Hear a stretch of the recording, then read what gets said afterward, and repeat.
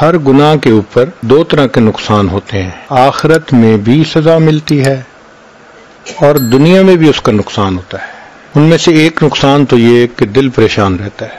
آپ کسی بندے کو دیکھ لیں جو جھوٹ بولتا ہو یا کسی سے حسد کرتا ہو یا کسی غلط تعلقات میں پھنسا ہو، دل بے چین ہوگا، حالانکہ اس کے پاس مال پیسے کی بہتات ہے، جو چاہتا ہے کھائے، جو چاہتا ہے پیے، جہاں چاہتا ہے سوئے، دل پریشان۔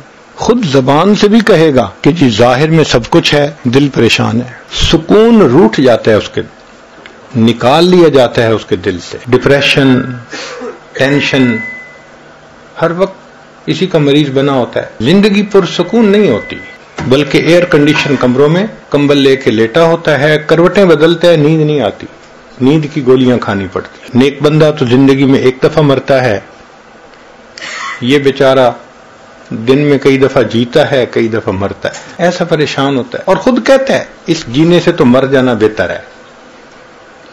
بنیادی وجہ کیا ہوتی ہے کہ گناہوں کے اثرات ہوتے ہیں۔ ایک اور وجہ گناہوں کی وجہ سے جو پیش آتی ہے کہ عبادت کی توفیق چھن جاتی ہے۔ چنانچہ انسان اگر بدنظری کا ارتکاب کرے، تہجد کی توفیق نہیں ملتی، تکبیر اولیٰ کی توفیق نہیں ملتی، مسنون دعائیں بہت سارے لوگوں کو یاد ہوں گی، موقع پہ پڑھنی یاد نہیں آتی۔ یہ گناہوں کا وبال ہوتا ہے۔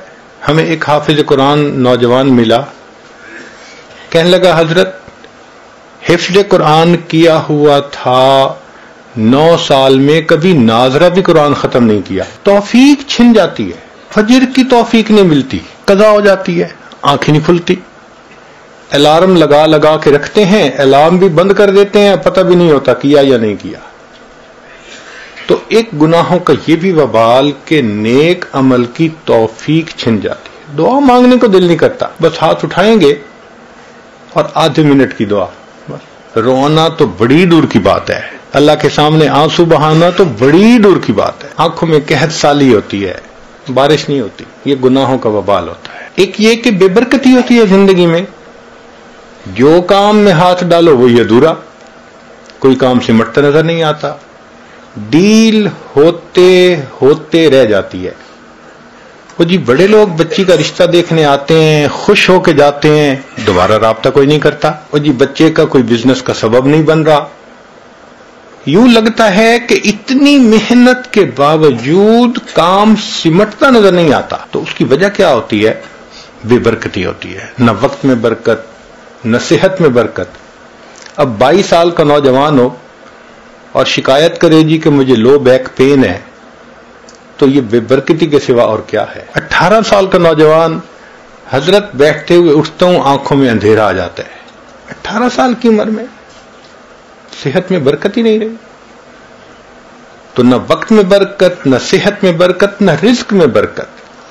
جتنے گھر کے افراد ہیں سب کے سب کمانے والے، خرچے پورے نہیں ہوتے، اس کو بے برکتی کہتے ہیں۔ تو گناہوں کے وبال، ایک وبال یہ بھی ہے کہ نعمتیں زائل ہونا شروع ہو جاتی۔ خود کہتے ہیں حضرت ایک وقت تھا لوگوں سے لاکھوں لینے تھے، آج ایک وقت ہے کہ لوگوں کو لاکھوں دینے ہیں۔ ایک وقت تھا مٹی کو ہاتھ لگاتے تھے سونا بن جاتی تھی، آج سونے کو ہاتھ لگاتے ہیں مٹی بن جاتا ہے۔ کیوں ایسا ہوتا ہے؟ کہ جو پروردگار نعمتیں دینا جانتا ہے وہ پروردگار نعمتیں لینا بھی جانتا ہے۔ تو گناہوں کی وجہ سے اللہ نعمتیں واپس لے لیتے ہیں۔ تو آخرت میں تو جو سزا ملے گی وہ تو اپنی جگہ، دنیا میں ہی ان گناہوں کی وجہ سے مصیبتیں ہوتی ہیں انسان کے سر پر۔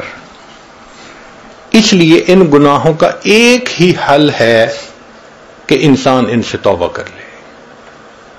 یہ نہیں ہو سکتا کہ گناہ بھی کریں اور اللہ بھی راضی رہے، با مسلمان اللہ اللہ، با برحمن رام رام، یہ نہیں چلتا، ایک کا بن کے رہنا پڑتا ہے۔ گناہ کی مثال کینسر کی سی ہے۔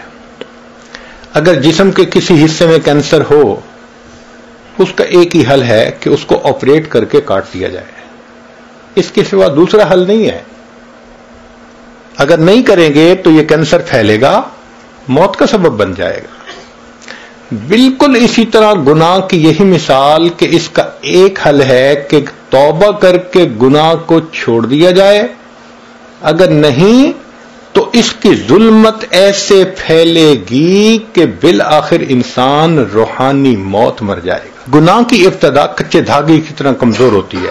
انسان ابتدا میں گناہ کو چھوڑنا چاہے تو بڑے آسانی سے چھوڑ دیتا ہے، لیکن کرتا رہے تو پھر گناہ کی عادت اتنی پختہ ہو جاتی ہے کہ جیسے جہاز کا لنگر ہوتا ہے، اینکر آف دی شپ، شپ کو اینکر سے باندھ دینا، وہ ہلنے نہیں دیتا اس کو۔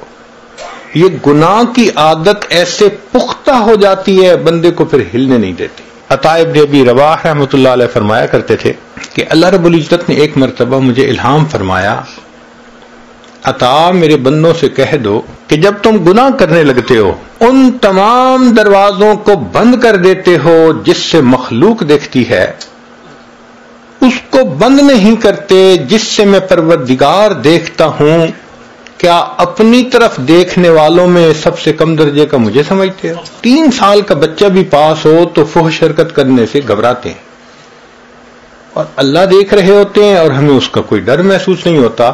اس کا مطلب یہ کہ ہم نے اللہ کی اتنی بھی قدر نہ کی، اتنا بھی لحاظ نہ کیا۔ تو گناہوں کے اپنے اثرات ہیں۔ ہمارے ایک بزرگ فرمایا کرتے تھے کہ جو شخص علم اور ارادے سے گناہ کرنا چھوڑ دیتا ہے، اللہ تعالیٰ اس بندے کی دعاؤں کو رد کرنا چھوڑ دیتا ہے۔ پھر ایسا بندہ جب ہاتھ اٹھاتا ہے اللہ تعالیٰ اس کے ہاتھوں کی لاج رکھتے ہیں۔ مختلف چیزوں کی اپنی اپنی تاثیر ہوتی ہے۔ آگ گرم ہوتی ہے، برف ٹھنڈی ہوتی ہے، پانی گیلا کرتا ہے۔ اب کوئی بندہ کہے جی کہ میں پانی میں بھی رہوں گیلا بھی نہ ہوں، بھئی کیسے ہوگا؟ آگ کے پاس بھی بیٹھوں گرمی بھی نہ آئے تو آگ کیسی؟ جی برف ہاتھ میں پکڑوں ٹھنڈی نہ لگے، بھئی برف کیسی؟ تاثیر ہے اس کی۔ جس طرح ہر چیز کی مادی طور پر تاثیر ہے، اسی طرح گناہ کی یہ تاثیر ہے کہ بندہ کا دل پریشان رہتا ہے۔